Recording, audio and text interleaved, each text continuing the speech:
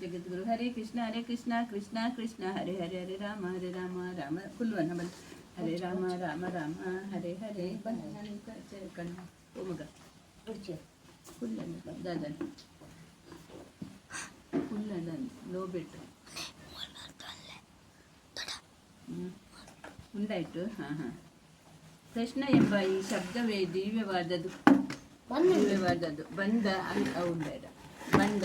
ಕೃಷ್ಣ ಎಂದರೆ ಅತ್ಯುನ್ನತ ಆನಂದ ಎಂದರ್ಥ. ಪ್ರತಿಯೊಬ್ಬರೂ ಆನಂದವನ್ನು ಅರಸುತ್ತಾರೆ, ಆದರೆ ಆನಂದವನ್ನು ಸಮರ್ಪಕವಾಗಿ ಹೇಗೆ ಅರಿಸಬೇಕೆನ್ನುವುದನ್ನು ನಮಗೆ ತಿಳಿಯದು.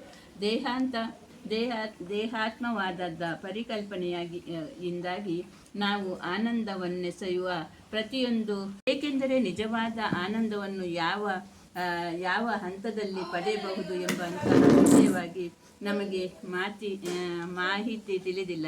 ನಿಜವಾದ ಆನಂದವನ್ನು ಸವಿಸಬೇಕಾದ ಪಕ್ಷದಲ್ಲಿ ತಾನು ದೇಹವಲ್ಲ, ಪ್ರಜ್ಞೆ ಎಂಬುದು ಮೊದಲ ಅರ್ಥ ಮಾಡಿಕೊಳ್ಳಬೇಕು.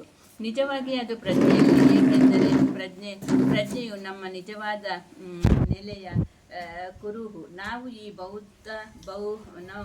ಭೌತ ದೇಹದೊಳಗೆ ಸೇರಿಕೊಂಡಿರುವ ಪರಿಶುದ್ಧವಾದ ಆತ್ಮ. ಆಧುನಿಕ ಭೌತ ವಿಜ್ಞಾನವು ಇದರ ಮೇಲೆ ಒಪ್ಪಿಕೊಟ್ಟು ಹೇಳುವುದಿಲ್ಲ. ಆದ್ದರಿಂದ ವಿಜ್ಞಾನಿಗಳು ಆತ್ಮವನ್ನು ಅರ್ಥ ಮಾಡಿಕೊಳ್ಳುವುದರಲ್ಲಿ ವಿಫಲರಾಗುತ್ತಾರೆ. ಆದರೆ ಆತ್ಮವು ಸತ್ಯವಾದದ್ದು. ಯಾರು ಬೇಕಾದರೂ ಪ್ರಜ್ಞೆಯುಳ್ಳವರಾಗಿ ಅದನ್ನು ಅರ್ಥ ಮಾಡಿಕೊಳ್ಳಬಹುದು. ಪ್ರಜ್ಞೆಯು ಆತ್ಮದ ಕುರುಹು ಎಂಬುದನ್ನು ಒಂದು ಮಗು ಬೇಕಾದರೆ ತಿಳಿದುಕೊಳ್ಳಬಹುದು. ಈಗ ನಾವು ಭಗವದ್ಗೀತೆಯಿಂದ ಕಲಿತುಕೊಳ್ಳಲು ಪ್ರಯತ್ನಿಸುತ್ತಿರುವ ಕೆಲಸ ನಮ್ಮನ್ನು ಪ್ರಜ್ಞೆಯ ಈ ಹಂತಕ್ಕೆ ತಂದುಕೊಳ್ಳುವುದು ಹೇಗೆ ಎಂಬುದನ್ನು ಪ್ರಜ್ಞೆಯ ಈ ಹಂತದಿಂದ ಕೆಲಸ ಮಾಡಿದಾಗ ಮತ್ತೆ ಈ ದೇಹ ಪ್ರಜ್ಞೆಯು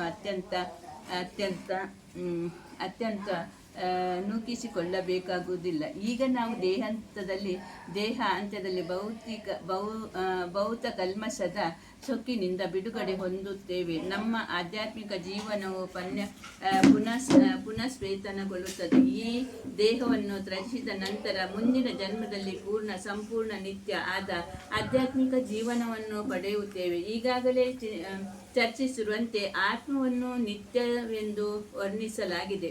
ಈ ದೇಹವು ನಾಶವಾದ ಮೇಲೆಯೂ ಪ್ರಜ್ಞೆಯು ನಾಶವಾಗುವುದಿಲ್ಲ. ಇನ್ನೊಂದು ದೇಹಕ್ಕೆ ವರ್ಗಣೆಗೊಂಡು ದೇಹ ಪ್ರಜ್ಞೆಯನ್ನು ಉಂಟು ಮಾಡುತ್ತದೆ. ಇದು ಭಗವದ್ಗೀತೆಯಲ್ಲಿ ವರ್ಣಿಸಲಾಗಿದೆ. ಮರಣದ ಸಮಯದಲ್ಲಿ ನಮ್ಮ ಪ್ರಜ್ಞೆಯು ಪರಿಶುದ್ಧವಾದರೆ ನಮ್ಮ ಮುಂದಿನ ಜನ್ಮವು ಭೌತಿಕವಾಗಿರುವುದಿಲ್ಲ, ಆಧ್ಯಾತ್ಮಿಕವಾಗಿರುತ್ತದೆ. ಮರಣ ಸಮಯದಲ್ಲಿ ನಮ್ಮ ಪ್ರಜ್ಞೆಯು ಪರಿಶುದ್ಧವಾಗಿದ್ದರೆ ಹೋದರೆ ದೇಹ ತ್ಯಾಗ ನಂತರ ನಾವು ಇನ್ನೊಂದು ಭೌತ ದೇಹವನ್ನು ಪಡೆಯಬೇಕಾಗುತ್ತದೆ. ನಡೆಯುತ್ತಿರುವ ಪ್ರತಿ